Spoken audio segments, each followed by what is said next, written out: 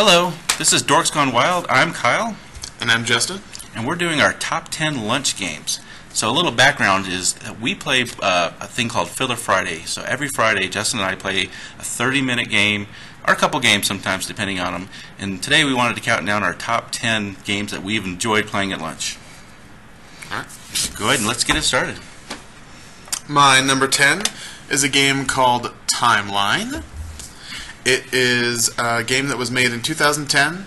It plays 2 to 8 players, but honestly you can definitely play more players than that with this. It scales very easily. And the game takes about 15 minutes, plus or minus if you have more people. I picked it because it is incredibly easy to teach and to play.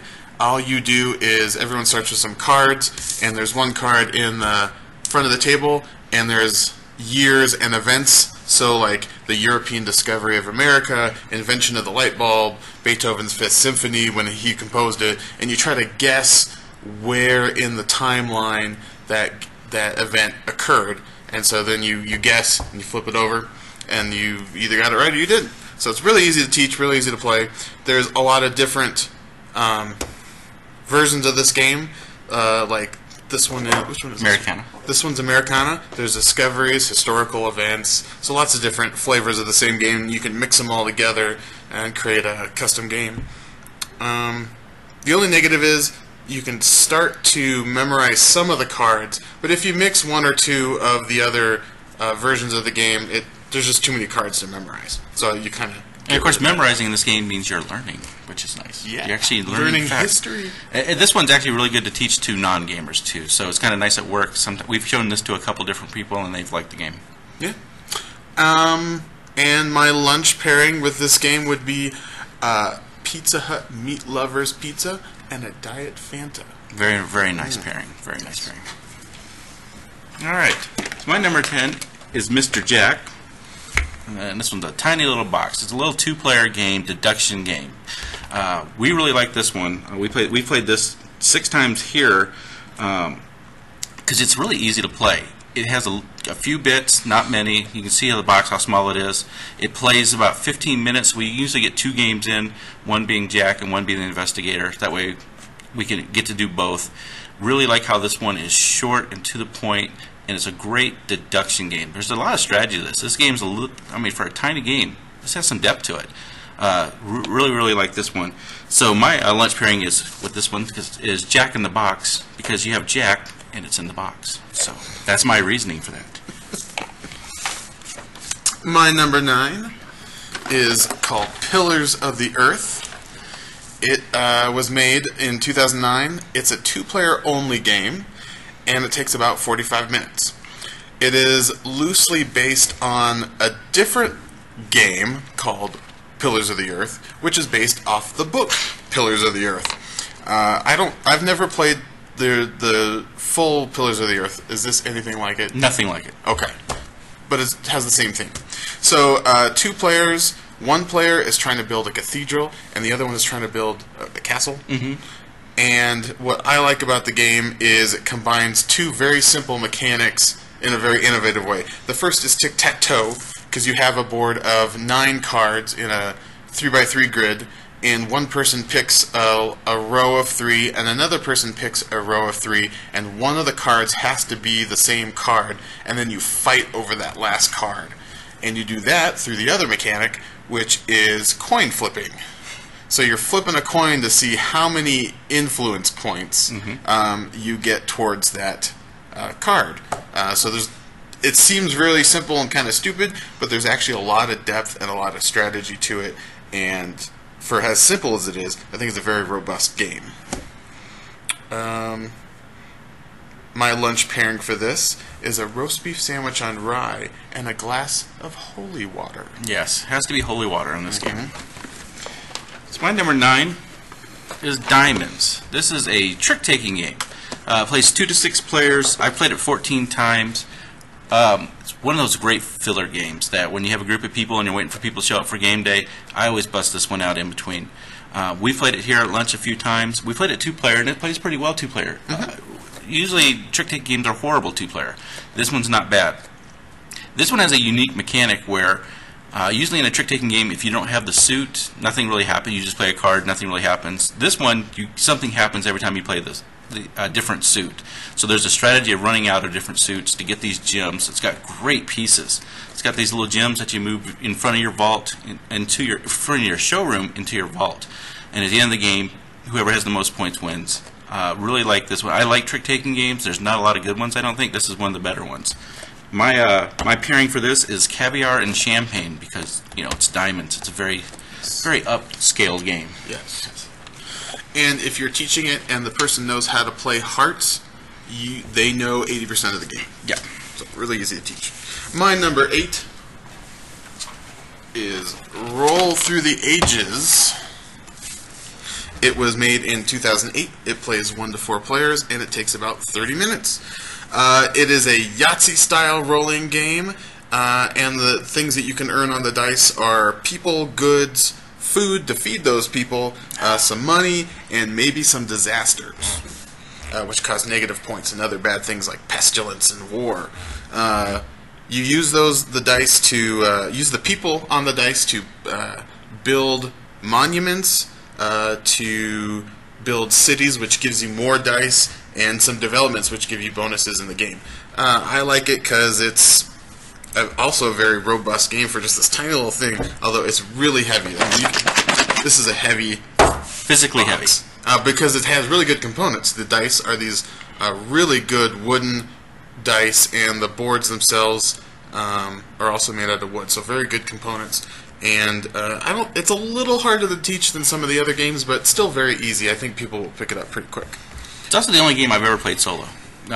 There's games that play solo. I'll actually play this one solo. I like playing this one. And it's also a small table presence. It doesn't take up a lot of room. So for lunch games, if you're trying to eat, that doesn't take a lot of room. My lunch pairing is ramen soup and a sweet Moscato wine. Aren't all Moscatos sweet? Yes, this one's extra sweet. All right. This is a very sweet game. Sweet, I like that. My number 8 is Suro. Suro is they call it the Path of the Game of the Path. So it is a game, and I like to describe it as Tron. It is basically Tron with the amazing components. You're moving around this board, and you're kind of forced to move in different spots. You can make other people move. When you run into another person or you run into the wall, you're out. So it does have player elimination, which is not something I normally like in the game, but it's a quick game. It says 15 to 20 minutes, and if everybody's played the game, it'll go shorter than that. Plays 2 to 8 players. We normally play at 2 to 3 here at lunch. It's quick. It sets up. It's one of those games that people look at and want to play it. It's a gorgeous, gorgeous game. I really like the I'm not a big art person. I could care less what a game looks like. Justin likes art a lot more than me. But this game looks beautiful to me. This is one of the prettier boards. It just catches your eye. My food pairing for this one is some really nice sushi. And it goes really well with like spicy tuna. It goes really well. My number 7 is Can't Stop. Big box, very kind of an awkward box. It's a horrible box. It's a horrible. Let's just say it's a horrible box. I won't even stand up. Okay. It's also the oldest game, I'm guessing, in this entire list. It was made in 1980. It plays 2 to 4 players, and it takes about 30 minutes, although just based on how people roll, it could take a little longer, a little shorter. People roll 4 dice, and they combine them into 2 sets of numbers between 2 and 12, and then move their pieces forward on the stop sign, as you can see, forward up here on the stop sign, and you win if you can get 3 all the way to the top. And what's great about this, it's a push your luck game. You keep rolling as long as you want to, or until you bust. But if you bust, you lose all your progress you made on that turn. So you gotta be careful. My lunch pairing for this, Hot Pockets and prescription drugs. To stop? Because you can't stop. You can't stop. No, it's addicting. It is an addicting game. I really like this one. And it's also very plasticky, which at lunch, you know, you can eat food and not worry about getting the board. You can drop that in your spaghetti. You can grab your spaghetti. So my number 7 is one Justin had, Pillars of the Earth. Grab that real quick. So this is a Stefan Feld game, and if you know me, Stefan Feld is my hero. He is my homeboy. I love Stefan Feld. He's got a posters, at home. He's my favorite. This is a two-player only game, as Justin said. Really like this one. I won't go too much more detail. Justin kind of did describe what's going on. But as far as the Cosmos two-player games, this is my favorite. We like Jumbo as well, but this one is a little bit better for me. It's a little bit deeper, and it has the Feld factor, which is pretty awesome. So because it's Stefan Feld, my lunch pairing with this is a salad because he is the victory point salad king, and this one's really not a victory point salad game, but I still had to give him the salad on this one. My number 6 is Cockroach Poker. This particular one is the Cockroach Poker Royal variety. Obviously, it's in a tiny box, great for lunch. All it is a deck of cards, which seems like it wouldn't have a lot of meat to the game, but you know what? It does. Let me tell you why. First, it was made in 2004. Plays 2 to 6 players. I have stretched that out to 7 and 8 players, but you might need to tweak the rules a little bit. And it plays about 20 minutes. The game relies on bluffing. You have a hand of cards, and they're all unwanted creatures such as toads, cockroaches, stink bugs, scorpions, etc. And you face down, you give the card to another player, and you say, "This is a stink bug." And then they have to decide if you're telling the truth or not. And if they don't tell the truth, or if they don't guess correctly what you did, they keep the card face up, and the person who gets 4 of the same kind of card loses. So the other interesting thing about this game is there's no winner. There's just one loser, which seems like it's mean, but it's actually not. It's a lot of fun. It's one of those games where you can just be silly with it. It's a very silly game. In my lunch pairing, roasted ham hock with fennel and garlic and watermelon Kool-Aid. That's I'd eat that. That sounds good. That sounds delicious. So now number 6 is actually a game I'm shocked was not on Justin's list. The Builders. Builders is a tiny little micro game that is an engine building game. 2 to 4 players, plays about 30 minutes. If you know the game, you can go much faster on that. I think we've actually played this twice in a lunch. So I think we've actually got it down to 15 minutes. It is one of the cooler mechanics. So it's very interesting how you use a card so many different ways on this one. It reminds me of Splendor. So if you played Splendor, this is a themed Splendor. That may be the way to say it. It feels the same at times. Where when you buy cards, you get to use those cards. When you build cards, you get to use those cards to help build other cards. So it's a little engine building. The more basic cards you have, the easier it is to build a more advanced game. It's still a race game to a certain number of points. Really like this one. I've played it 6 times. It's just a great engine building. My lunchtime pairing is a food truck Reuben sandwich because it's just something, you got to build that. It feels like something that would be at a construction site. I like that game because even though it can feel like you're losing, all you do is got to build that one other building, and all of a sudden you're back in the game. Yeah. So big swings in that game. It's a timing game. Yeah. It ends quick. My number 5 is Raw the Dice Game. It was made in 2009, plays 2 to 4 players, and it's about 45 minutes. This is another one of those games that the time can shift just a little bit based on what happens in the game. This one is also based on a larger game called Raw, and if you've ever played it, the theme and a lot of the rules feel very much the same. This game is also kind of a Yahtzee style game. You've got 5 dice that you're rolling 3 times, and there are 4 different paths to points, 4 different areas that you can earn points during the game. Then there's one side that's just a wild card that you can add to the other 4, and then the last one is the raw symbol, and if you roll those, it locks onto the board and you can't use that dice anymore, and that's how the game progresses. As people roll raws, you reach the end of an epic, and there are 3 epics, and then the game's over. It's a light Euro style. This is probably the most Euro style game I've got on my list, I would think. Kind of dry, a little bit on the theme, but it's still a lot of fun, and it's really easy to teach, and not a big board presence either, so easy for lunchtime. My lunch pairing is Victory Point salad and a glass of cat's milk. Ooh, very nice. Yes. Very Egyptian. My number 5 is the Duke. Duke is a 2-player only game, abstract. I like to describe this as gamer's chess. It is a thinky, deep game. This pushes the boundaries of our lunch, just because it does say 15 to 25 minutes on there. It's not. It's right at the 30 minutes, and barely at that. So it has a really cool mechanic. So in chess, you make a move, and that's it. So in this game, when you make a move, you flip the tile over, and it does something else the next turn. That's incredibly cool to me. But it also is very frustrating because you put a guy in a position where you think, okay, I'll kill him next turn, but then you forget it flips over and it's not going to do what you want it to do. So it's a lot of picking up and looking at pieces. Great quality. Nice chunky wood pieces. We've played this 8 times. Very abstracty. A lot of great expansions for this, the Robin Hood expansion and things like that. So I paired this with a turkey leg and mac and cheese on a stick from a Renaissance fair. Nice. Is the turkey on a stick? The turkey is always on the stick. It has to be. My number... What are we on? We are number 4. 4. My number 4 is...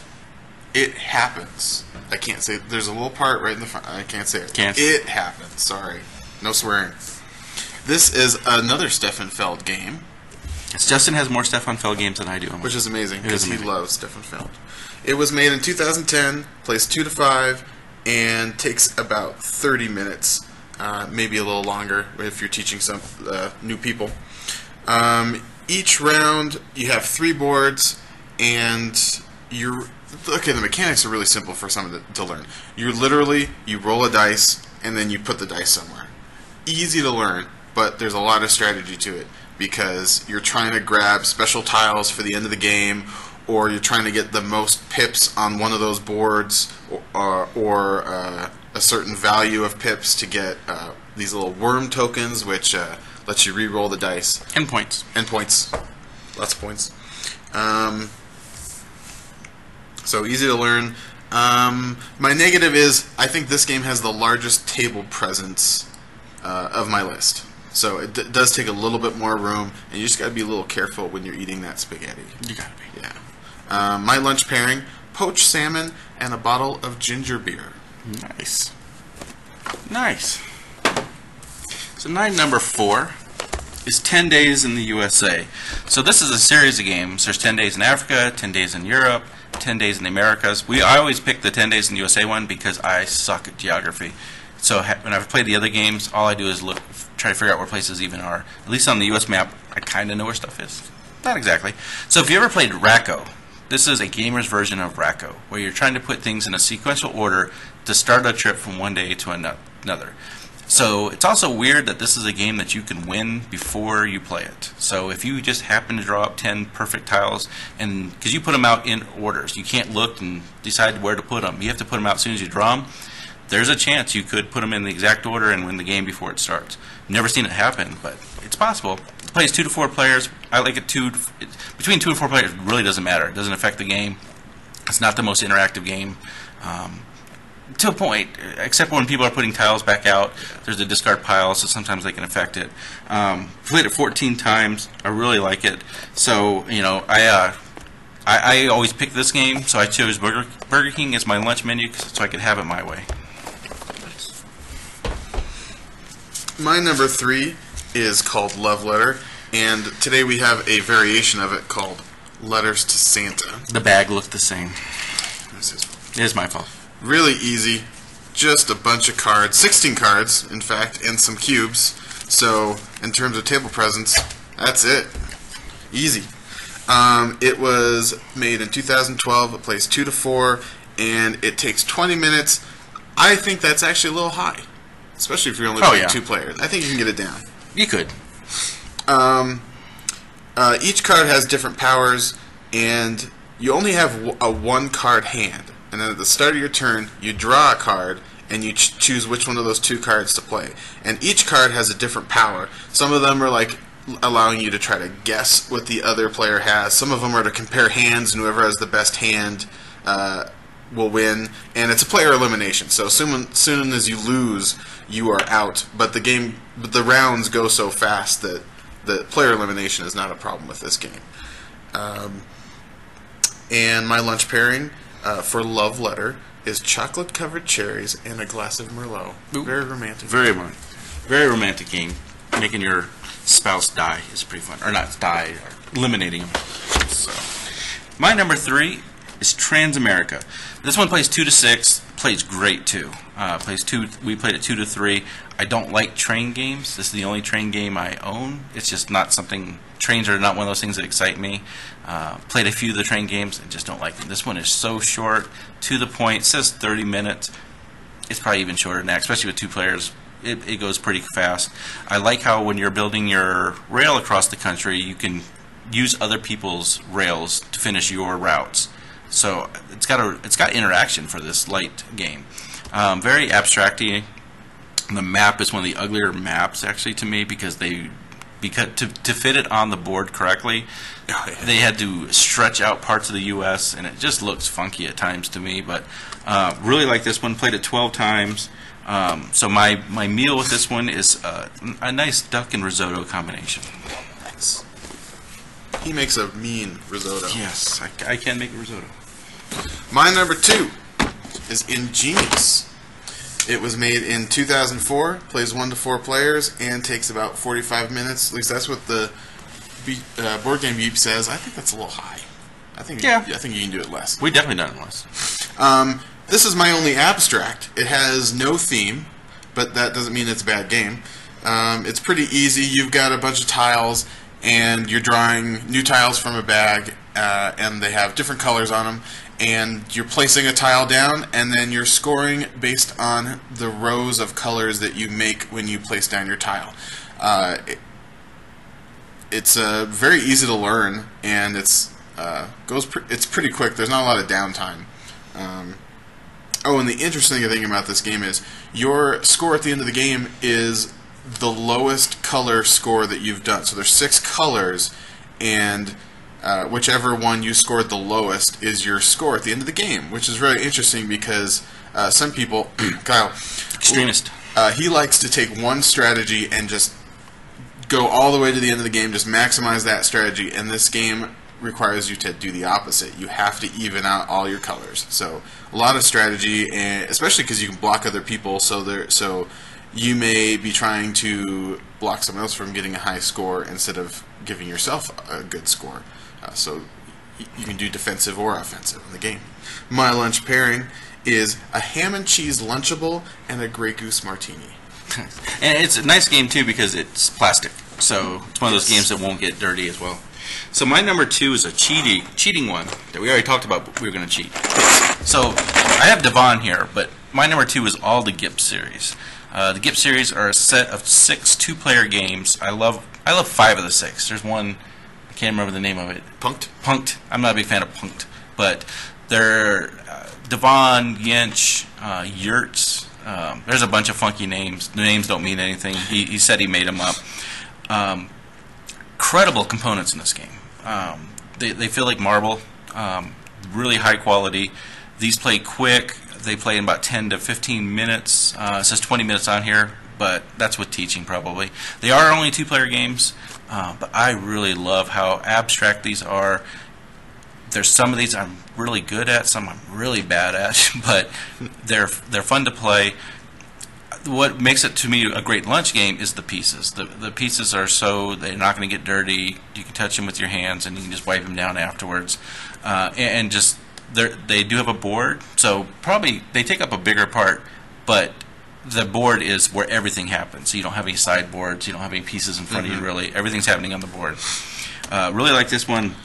Played this one 7 times so far, and not enough. I need to keep playing these games, and the more you play them, the better you get. And the more you play them against, so for lunch, the more you play it against the same person, I think it's more fun too. So I went abstracty on my food, so I made a peanut butter and jelly and turkey sandwich because that sounds just delicious. So good. I will give those an honorable mention. Great games, a lot of strategy. They don't get old because you find new ways to do things and try to trick your opponent. Great. My number 1, we've seen it already. It's Mr. Jack Pocket. 2010, 2 players, 15 minutes. Super compact box, obviously. One person's playing Jack the Ripper, the other person's playing Holmes, Watson, and whatever the dog's name is. I don't know the dog's name.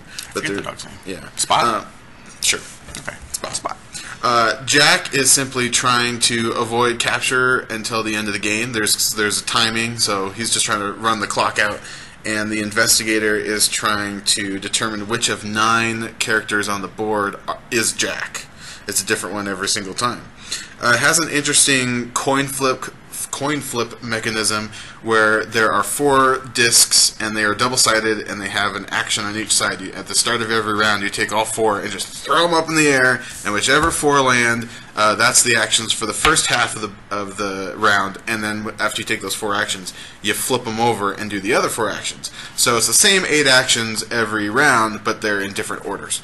So a very interesting way to randomize the game. And my lunch pairing with this is shepherd's pie and a fine glass of scotch. Nice. So your second coin flipping game. 2 coin flip games. That's incredible. All right, my number 1 is Battle Line. This is a 2-player only game. My biggest complaint about this game is the box, because this is not a war game. It looks like a war game. I think it scares people off. It's by GMT Games, who does make war games. It is not. It is poker. I mean, that's probably the closest way to describe it. They themed poker. And I think the theme is off-putting to some people who don't like conflict games. It's really, I mean, you are attacking the other person, but it's not. It doesn't feel like attacking. So in this game, is you have 10 lines. There's 9 lines. I think it's 9 lines, and you're putting cards in front of them, and whoever gets the best poker suit after 3 cards wins the round. I love the fact that you can also mathematically eliminate different combinations and win a round early. So if I had played, 3 10s and the other person played 2 9s, I know he can't win the round, so I would win the round. When you lose a round, you can't play more cards in that round. So it really changes the game in where you can play cards. So this is a fun hand management type game. Set collection, trying to make little poker hands. It's a little bit of kind of a take that. Kind of a mechanic, because you're trying to grab each line is a battle. And you're trying to win that. A battle line. Yeah. Oh. So this is my favorite 2-player game. I will play this one. I've taught it to a lot of people. I really like it. It also has an advanced variant on it where you have some cards that come into play, so you don't need those at first. I like that it gets a little bit more advanced with those. So the more experienced you are, the more you can play with those cards. Really like this one. I played it 14 times. It says 20 minutes on here. I think it can go quicker than that. So my lunch pairing is any really meat on a stick, and also the enemies of the souls of your enemy is a great meal with this. It goes down smooth. So thank you for watching our list. That was our top 10 lunchtime games. Any final thoughts? So we played. Yeah, I looked it up. We played 45 different games at lunch. Is that what we come up with? Yeah, that was the total. 45. So a lot of the games we played a couple times. We do it every Friday as much as we can. We call it Filler Friday. We have a couple other coworkers who stop in and now and then and play, but usually it's just the 2 of us. So thanks for watching our list. Yeah, thanks.